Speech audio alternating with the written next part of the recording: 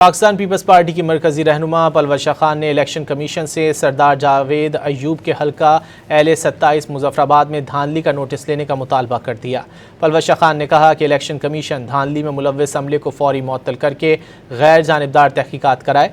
नून league के supporter के घर से पोलिंग अमले की मौजूदगी इलेक्शन की शफाफियत पर संगीन सवाल है।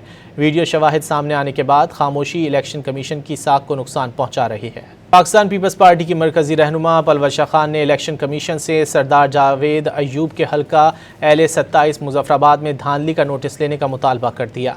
पलवशा खान ने कहा कि इलेक्शन कमीशन धांधली में मुलव्वस अमले को फौरी मुअत्तल करके गैर जानिबदार तहकीकात कराए। नून लीग के सपोर्टर के घर से पोलिंग अमले की मौजूदगी इलेक्शन की शफाफियत पर संगीन सवाल है। वीडियो शवाहिद सामने आने के बाद खामोशी इलेक्शन कमीशन की साख को नुकसान पहुँचा रही है।